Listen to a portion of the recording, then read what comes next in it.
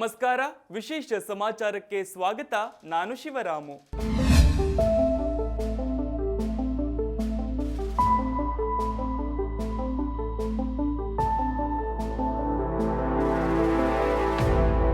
ಸಿದ್ದರಾಮಯ್ಯನವರ ನೇತೃತ್ವದಲ್ಲಿ ಲೋಕಸಭಾ ಚುನಾವಣೆ ನಡೆಯುತ್ತೆ.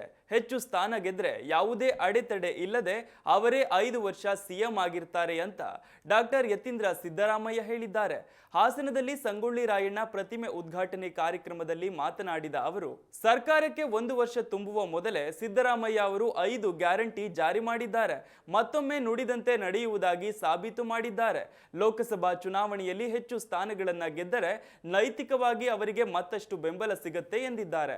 ಗ್ಯಾರಂಟಿ ಯೋಜನೆಗೆ ವರ್ಷಕ್ಕೆ 56,000 ಕೋಟಿ ಖರ್ಚು ಮಾಡಲಾಗ್ತಿದೆ. ಇಷ್ಟೊಂದು ಹಣ ಖರ್ಚು ಮಾಡ್ತಿರುವಾಗ ಜನರ ಬೆಂಬಲ ಬೇಕು. ಅವರು ಮುಖ್ಯಮಂತ್ರಿಯಾಗಿ ಯಾವುದೇ ಅಡೆತಡೆ ಇಲ್ಲದೆ ಮುಂದುವರಿಯಲು ಸಾಧ್ಯವಾಗುತ್ತೆ. ಹಾಗಾಗಿ ನಿಮ್ಮ ಬೆಂಬಲ, ಆಶೀರ್ವಾದ ಅವರ ಮೇಲೆ ಇರಲಿ ಅಂತ ಯತೀಂದ್ರ ಹೇಳಿದ್ದಾರೆ. ಈ ನಡುವೆ ಮುಂದಿನ ಪ್ರಧಾನಿ ಸಿದ್ದರಾಮಯ್ಯ ಅಂತ ಅಭಿಮಾನಿಗಳು ಘೋಷಣೆ ಕೂಗಿದ್ದಾರೆ. ಉತ್ತರ ಕನ್ನಡದ ಸಂಸದ ಅನಂತಕುಮಾರ್ ಹೆಗಡೆ ವಿರುದ್ಧ ಸಹಕಾರ ಸಚಿವ ಕೆಎನ್ ರಾಜಣ್ಣ ಕಿಡಿಕಾರಿದ್ದಾರೆ. ಸಿದ್ದರಾಮಯ್ಯ ಅವರ ಬಗ್ಗೆ ಅವನ್ ಯಾವನೋ, ದುರಹಂಕಾರಿನೋ, ಅಹಂಕಾರಿನೋ, ಮನುಷ್ಯನೋ, ಮೃಗನೋ ಗೊತ್ತಿಲ್ಲ, ಮಗನೇ ಅಂತ ಕರೀತಾನಲ್ಲ, ಅವನಿಗೆ ಎಷ್ಟು ಧೈರ್ಯ ಇರಬೇಕು ಹೇಳ್ರಿ. ಯಾರಾದ್ರೂ ಇದನ್ನ ಸಹಿಸೋಕೆ ಆಗತ್ತಾ? ಈ ರಾಜ್ಯದಲ್ಲಿರೋ ಎಲ್ಲಾ ಸಾತ್ವಿಕರು ಕೂಡ ಇದನ್ನ ಖಂಡನೆ ಮಾಡಬೇಕು ಅಂತ ಸಚಿವರು ಹೇಳಿದ್ದಾರೆ. ತುಮಕೂರಿನಲ್ಲಿ ನಡೆದ ಹಿಂದುಳಿದ ವರ್ಗಗಳ ಒಕ್ಕೂಟದ ದಶಮಾನೋತ್ಸವ ಕಾರ್ಯಕ್ರಮದಲ್ಲಿ ಭಾಗಿಯಾಗಿದ್ದ ರಾಜಣ್ಣ, ಈ ಬಗ್ಗೆ ನಮ್ಮಲ್ಲೂ ಕೂಡ ಬಹಳಷ್ಟು ಜನ ಟೀಕೆ ಮಾಡಿದ್ದಾರೆ. ನಮ್ಮೂರಿನಲ್ಲೂ ಕೂಡ ಮೆರವಣಿಗೆ ಮಾಡಿ ಪ್ರತಿಕೃತಿ ಸುಟ್ಟು ಪ್ರತಿಭಟನೆ ಮಾಡಿದ್ದಾರೆ. ಅದು ಬೇರೆ ವಿಚಾರ.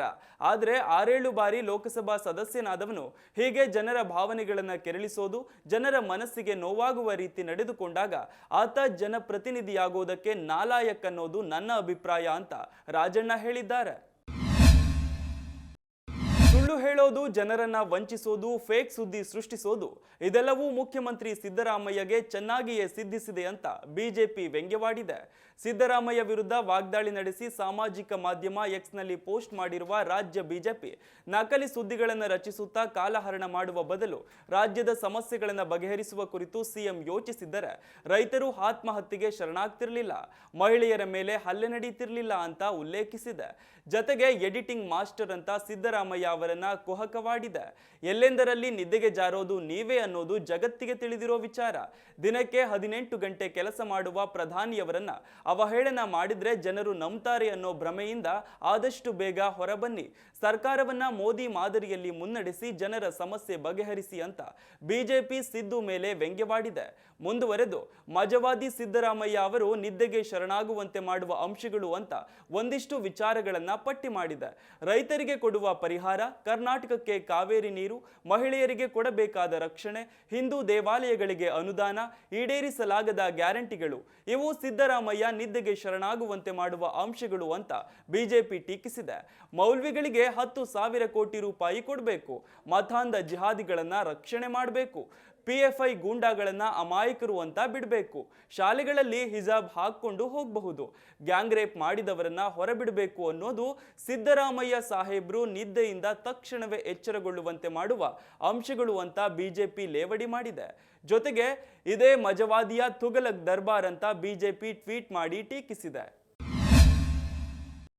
ಅಯೋಧ್ಯೆ ರಾಮ ಮಂದಿರ ಉದ್ಘಾಟನೆಗೆ ಕೇವಲ ಇನ್ನು 6 ದಿನ ಮಾತ್ರ ಬಾಕಿ ಉಳಿದಿದೆ. ಇದೇ ಸಂದರ್ಭದಲ್ಲಿ ಪ್ರಧಾನಿ ಮೋದಿ ರಾಮಾಯಣದಲ್ಲಿ ಉಲ್ಲೇಖವಾಗಿರುವ ಐತಿಹಾಸಿಕ ಲೇಪಾಕ್ಷಿಯ ವೀರಭದ್ರ ದೇಗುಲಕ್ಕೆ ಭೇಟಿ ನೀಡಿದ್ದಾರೆ. ಸದ್ಯ ಕೊಂಚ ರಿಲ್ಯಾಕ್ಸ್ ಮೂಡ್ನಲ್ಲಿರುವ ಪ್ರಧಾನಿ ನರೇಂದ್ರ ಮೋದಿ ಲೇಪಾಕ್ಷಿಯಲ್ಲಿ ತೆಲುಗು ಭಾಷೆಯಲ್ಲಿ ರಂಗನಾಥ ರಾಮಾಯಣದ ಸಂಪೂರ್ಣ ತೊಗಲು ಗೊಂಬೆಯಾಟವನ್ನ ವೀಕ್ಷಿಸಿದ್ದಾರೆ. ದೇವಸ್ಥಾನಕ್ಕೆ ಭೇಟಿ ನೀಡಿದ ಪ್ರಧಾನಿ ಮೋದಿ ಸಾಂಪ್ರದಾಯಿಕ ಉಡುಗೆಯನ್ನು ತೊಟ್ಟಿದ್ದಾರೆ. ನಾಡಿದ್ದು ಪ್ರಧಾನಿ ಮೋದಿ ಕರುನಾಡಿಗೆ ಆಗಮಿಸಲಿದ್ದಾರೆ. ಜನವರಿ 19ರಂದು ಕಲಬುರಗಿ ಜಿಲ್ಲೆಗೆ ಪ್ರಧಾನಿ ನರೇಂದ್ರ ಮೋದಿ ಭೇಟಿ ನೀಡುತ್ತಿದ್ದು, ಸ್ವಾಗತಕ್ಕೆ ಸಕಲ ಸಿದ್ಧತೆಗಳು ನಡೆಯುತ್ತಿವೆ. ದೆಹಲಿಯಿಂದ ವಿಶೇಷ ವಿಮಾನ ಮೂಲಕ ಕಲಬುರಗಿ ವಿಮಾನ ನಿಲ್ದಾಣಕ್ಕೆ ಅಂದು ಬೆಳಗ್ಗೆ 10 ಗಂಟೆಗೆ ಆಗಮಿಸಲಿದ್ದಾರೆ. ಅಲ್ಲಿಂದ ಹೆಲಿಕಾಪ್ಟರ್ ಮೂಲಕ ಸೊಲ್ಲಾಪುರಕ್ಕೆ ತೆರಳಲಿದ್ದಾರೆ. ಸೊಲ್ಲಾಪುರದಲ್ಲಿ ಬಡ ಜನರಿಗಾಗಿ ನಿರ್ಮಿಸಿರುವ 10,000 ಮನೆಗಳ ಉದ್ಘಾಟನೆ ಮತ್ತು ಫಲಾನುಭವಿಗಳಿಗೆ ಹಕ್ಕುಪತ್ರ ವಿತರಣೆ ಕಾರ್ಯಕ್ರಮದಲ್ಲಿ ಮೋದಿ ಭಾಗಿಯಾಗಲಿದ್ದಾರೆ. ಬಳಿಕ ಸಂಜೆ 4 ಗಂಟೆಗೆ ಮರಳಿ ಕಲಬುರಗಿ ವಿಮಾನ ನಿಲ್ದಾಣಕ್ಕೆ ಮೋದಿ ಆಗಮಿಸಲಿದ್ದಾರೆ. ಕಲಬುರಗಿ ಏರ್ಪೋರ್ಟ್ನಿಂದ ವಿಶೇಷ ವಿಮಾನ ಮೂಲಕ ಬೆಂಗಳೂರಿಗೆ ಅವರು ಆಗಮಿಸಲಿದ್ದಾರೆ. ಬೆಂಗಳೂರಿನಲ್ಲಿ ಖೇಲೋ ಇಂಡಿಯಾ ಹಾಗೂ Boeing India engineering and technology ಸೆಂಟರ್ಗೆ ಭೇಟಿ ನೀಡಲಿದ್ದಾರೆ. ಈ ಹಿಂದೆ ಬೆಂಗಳೂರಿನ ಇಸ್ರೋ ಕಚೇರಿಗೆ ಮೋದಿ ಆಗಮಿಸಿದ್ದರೂ ಕೂಡ ಆ ವೇಳೆ ಯಾವುದೇ ಕಾರ್ಯಕರ್ತರನ್ನ ಕೂಡ ಭೇಟಿಯಾಗಿರಲಿಲ್ಲ. ಇದೀಗ 19ರಂದು ಬೆಂಗಳೂರಿಗೆ ಆಗಮಿಸುವ ಪ್ರಧಾನಿ ಮೋದಿ ಅವರನ್ನ ಬಿಜೆಪಿ ಅದ್ದೂರಿಯಾಗಿ ಸ್ವಾಗತಿಸಲು ತೀರ್ಮಾನಿಸಿದೆ. ಮೋದಿ ಭೇಟಿಯು ಕಾರ್ಯಕರ್ತರಲ್ಲಿ ಹೊಸ ಹುಮ್ಮಸ್ಸು ತರಲಿದೆ ಎನ್ನಲಾಗ್ತಿದೆ. ಯಾಕಂದ್ರೆ ಇನ್ನೇನು ಕೆಲವೇ ತಿಂಗಳಲ್ಲಿ ಲೋಕಸಭೆ ಚುನಾವಣೆ ನಡೆಯಲಿದೆ. ಹೀಗಾಗಿ ಮೋದಿ ಬೆಂಗಳೂರು ಕಲಬುರಗಿ ಭೇಟಿ ತುಂಬಾನೇ ಮಹತ್ವ ಪಡೆದುಕೊಂಡಿದೆ. ಕಾಟೇರ ಸಿನಿಮಾ ಸಕ್ಸಸ್ ಖುಷಿಯಲ್ಲಿರುವ ಚಿತ್ರತಂಡಕ್ಕೆ ಸಂಕಷ್ಟ ಎದುರಾಗಿದೆ. ಜೆಟ್ಲಾಗ್ ಪಬ್ನಲ್ಲಿ ಅವಧಿ ಮೀರಿ ಪಾರ್ಟಿ ಮಾಡಿದ ಪ್ರಕರಣಕ್ಕೆ ಸಂಬಂಧಿಸಿದಂತೆ ಪೊಲೀಸರು ತನಿಖೆ ನಡೆಸುತ್ತಿದ್ದಾರೆ. ನಟ ದರ್ಶನ್ ಸೇರಿದಂತೆ 8 ಮಂದಿಗೆ ನೋಟಿಸ್ ನೀಡಿದ್ದ ಪೊಲೀಸರು ಠಾಣೆಗೆ ಕರೆಸಿ ವಿಚಾರಣೆ ಕೂಡ ನಡೆಸಿದ್ರು. ಇದೀಗ ಪಾರ್ಟಿ ಮಾಡಲು ಅವಕಾಶ ಮಾಡಿಕೊಟ್ಟ ಜೆಟ್ಲಾಗ್ ಪಬ್ನ ಪರವಾನಗಿಯನ್ನ ನಿರ್ದಿಷ್ಟ ಅವಧಿಯವರೆಗೆ ರದ್ದು ಮಾಡಲಾಗಿದೆ. ನಟ ದರ್ಶನ್ ಹಾಗೂ ಸ್ನೇಹಿತರು ಪಬ್ನಲ್ಲಿ ಅವಧಿ ಮೀರಿ ಪಾರ್ಟಿ ಮಾಡಲು ಅವಕಾಶ ನೀಡಿದ ಹಿನ್ನೆಲೆ ಜೆಟ್ಲಾಗ್ ಪಬ್ ಲೈಸೆನ್ಸ್ ರದ್ದು ಮಾಡಲಾಗಿದೆ. 25 ದಿನಗಳ ಕಾಲ ಪಬ್ ಪರವಾನಗಿಯನ್ನ ರದ್ದು ಮಾಡಿ ಬೆಂಗಳೂರು ನಗರ ಜಿಲ್ಲಾಧಿಕಾರಿ ಆದೇಶ ಹೊರಡಿಸಿದ್ದಾರೆ. ಭಾರತ ಮತ್ತು ಆಫ್ಘಾನಿಸ್ತಾನ ನಡುವಣ ಸರಣಿಯ ಕೊನೆಯ ಟಿ20 ಪಂದ್ಯ ಇಂದು ನಡೆಯಲಿದೆ. ಬೆಂಗಳೂರಿನ ಚಿನ್ನಸ್ವಾಮಿ ಸ್ಟೇಡಿಯಂನಲ್ಲಿ ಪಂದ್ಯ ನಡೆಯಲಿದ್ದು ಈಗಾಗಲೇ 3 ಪಂದ್ಯಗಳ ಪೈಕಿ 2ರಲ್ಲಿ ಗೆದ್ದಿರುವ ಟೀಂ ಇಂಡಿಯಾ 3ನೇ ಪಂದ್ಯವನ್ನು ಕೂಡ ಗೆಲ್ಲುವ ಉತ್ಸಾಹದಲ್ಲಿದೆ. ಇಂದು ಸಂಜೆ 7 ಗಂಟೆಗೆ ಪಂದ್ಯ ಶುರುವಾಗಲಿದೆ. ಆಫ್ಘಾನಿಸ್ತಾನ ತಂಡಕ್ಕೆ ಪ್ರತಿಷ್ಠೆಯ ಪಂದ್ಯ ಇದಾಗಿದ್ದು ಯಾರು ಗೆಲ್ತಾರೆ ಅನ್ನೋದನ್ನ ಕಾದು ನೋಡಬೇಕಿದೆ. ಸಚಿನ್ ತೆಂಡೂಲ್ಕರ್ ಮತ್ತು ಯುವರಾಜ್ ಸಿಂಗ್ ನಾಯಕತ್ವದಲ್ಲಿ ಟಿ20 ಕ್ರಿಕೆಟ್ ಪಂದ್ಯಾವಳಿಯು ನಾಳೆ ನಡೆಯಲಿದೆ. ಚಿಕ್ಕಬಳ್ಳಾಪುರ ತಾಲೂಕಿನ ಮುದ್ದೇನಹಳ್ಳಿಯ ಸತ್ಯಸಾಯಿ ಗ್ರಾಮದಲ್ಲಿ ಸಾಯಿ ಕೃಷ್ಣ ಅಂತಾರಾಷ್ಟ್ರೀಯ ಕ್ರೀಡಾಂಗಣ ಉದ್ಘಾಟನೆಯ ಅಂಗವಾಗಿ ಈ ಪಂದ್ಯಾವಳಿ ನಡೆಯಲಿದೆ. ಒಂದೇ ವಿಶ್ವ ಒಂದೇ ಕುಟುಂಬ ಹೆಸರಿನಲ್ಲಿ ನಡೆಯುವ ಸೌಹಾರ್ದ ಪಂದ್ಯದಲ್ಲಿ ಭಾರತ, ಶ್ರೀಲಂಕಾ, ಬಾಂಗ್ಲಾದೇಶ, ಇಂಗ್ಲೆಂಡ್, ದಕ್ಷಿಣ ಆಫ್ರಿಕಾ, ಆಸ್ಟ್ರೇಲಿಯಾದ ಮಾಜಿ ಕ್ರಿಕೆಟಿಗರು ಕಣಕ್ಕೆ ಇಳಿಯಲಿದ್ದಾರೆ. ಮಾಜಿ ಕ್ರಿಕೆಟಿಗರಾದ ಸುನಿಲ್ ಗವಾಸ್ಕರ್, ಮಾಂಟಿ ಪನೇಸರ್, ಇರ್ಫಾನ್ ಪಠಾಣ್, ಮೊಹಮ್ಮದ್ ಕೈಫ್, ಮುತ್ತಯ್ಯ ಮುರಳೀಧರನ್ ಮತ್ತಿತರರು ಟಿ20ಯಲ್ಲಿ ಭಾಗವಹಿಸಲಿದ್ದು ಒಂದು ತಂಡವನ್ನ ಸಚಿನ್ ಮುನ್ನಡೆಸಿದ್ರೆ ಮತ್ತೊಂದು ತಂಡವನ್ನ ಯುವಿ ಮುನ್ನಡೆಸಲಿದ್ದಾರೆ. ಇತ್ತೀಚೆಗಷ್ಟೇ ತೆರೆಕಂಡ ತೆಲುಗಿನ ಹನುಮಾನ್ ಸಿನಿಮಾ ಭರ್ಜರಿ ಪ್ರದರ್ಶನ ಕಾಣ್ತಿದೆ. ಬಾಕ್ಸ್ ಆಫೀಸ್ನಲ್ಲಿ ಧೂಳೆಬ್ಬಿಸುತ್ತಿದ್ದು ನಟ ಶಿವರಾಜ್ ಕುಮಾರ್ ಹಾಗೂ ಅವರ ಪತ್ನಿ ಗೀತಾ ಶಿವರಾಜ್ ಕುಮಾರ್ ಈ ಸಿನಿಮಾವನ್ನ ಒರಾಯನ್ ಮಾಲ್ನಲ್ಲಿ ವೀಕ್ಷಿಸಿದ್ದಾರೆ.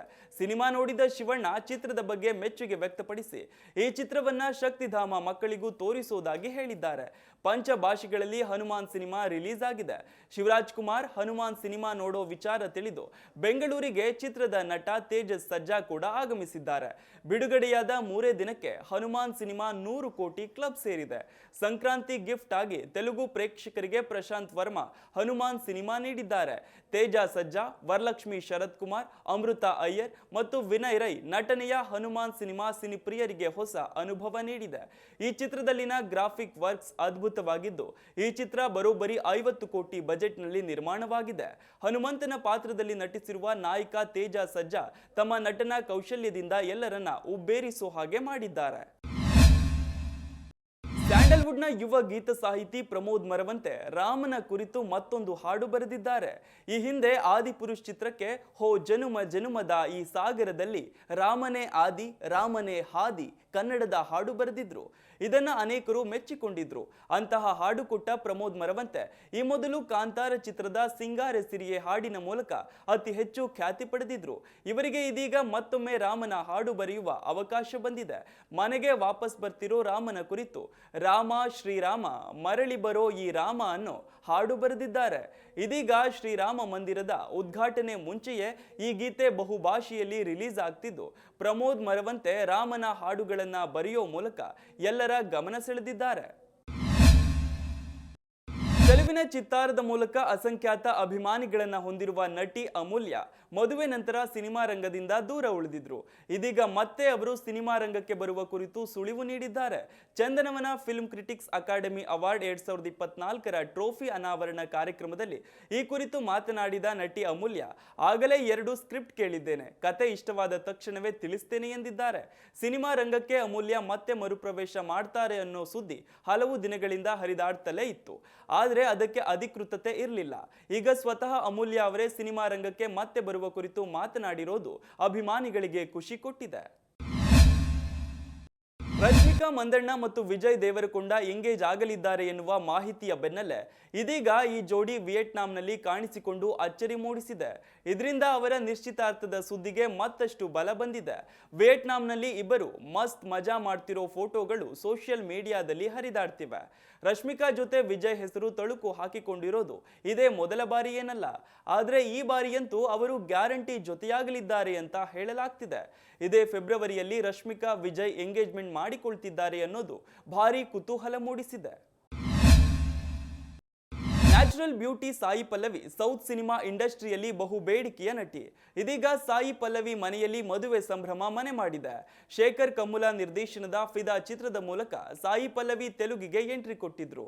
ಅದಕ್ಕೂ ಮುನ್ನ ಮಲಯಾಳಂನ ಪ್ರೇಮಂ ಸಿನಿಮಾದಲ್ಲಿ ಮಲಾರಾಗಿ ಬಿಗ್ ಹಿಟ್ ಪಡೆದಿದ್ದಾರೆ. ಸಾಯಿ ಪಲ್ಲವಿ ತೆಲುಗು ಮಾತ್ರವಲ್ಲದೆ ತಮಿಳು ಮತ್ತು ಮಲಯಾಳಂ ಭಾಷೆಗಳಲ್ಲಿ ಕೂಡ ಸಿನಿಮಾ ಮಾಡ್ತಿದ್ದಾರೆ. ಅಲ್ಲದೆ ನಾಗ ಚೈತನ್ಯ ಜೊತೆ ನಟಿಸಿದ love story cinema super hit ಆಯಿತು. ಸದ್ಯದಲ್ಲೇ ಸಾಯಿ ಪಲ್ಲವಿ ಮನೆಯಲ್ಲಿ ಮದುವೆಯ ಸಡಗರ ಶುರುವಾಗಲಿದೆ. ಸಾಯಿ ಪಲ್ಲವಿಗೆ ಪೂಜಾ ಕಣ್ಣನ್ ಎಂಬ ತಂಗಿ ಇದ್ದಾರೆ. ಪೂಜಾ ಕೂಡ ಒಳ್ಳೆಯ ನಟಿಯಾಗಿದ್ದು ಅವರ ನಟನೆಯ ಸಿನಿಮಾಗಳು ಕೂಡ ಜನಪ್ರಿಯತೆ ಗಳಿಸಿವೆ. ಸಾಯಿ ಪಲ್ಲವಿ ಸಹೋದರಿ ಪೂಜಾ ಸದ್ಯದಲ್ಲೇ ಮದುವೆಯಾಗಲಿದ್ದಾರೆ.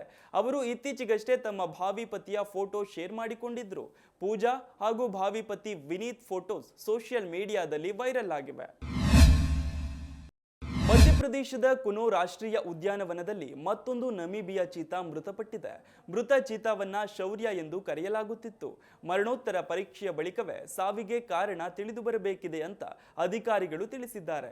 ಈ ಮೂಲಕ ಇದೀಗ ಕುನೋದಲ್ಲಿ ನಮೀಬಿಯಾ ಚೀತಾಗಳ ಸಾವಿನ ಸಂಖ್ಯೆ 10ಕ್ಕೆ ಏರಿಕೆಯಾಗಿದೆ. ಈ ಹಿಂದೆ 7 ಚೀತಾಗಳು ಹಾಗೂ 3 ಮರಿಗಳು ಮೃತಪಟ್ಟಿದ್ವು. ಇದಿಷ್ಟು ಈವರೆಗಿನ ಅಪ್ಡೇಟ್ಸ್. ನಿರಂತರ ಸುದ್ದಿಗಾಗಿ ನೋಡ್ತಾ ಇರಿ ಜಿ ಕನ್ನಡ ನ್ಯೂಸ್. ಸತ್ಯವೇ ಸುದ್ದಿಯ ಜೀವಾಳ.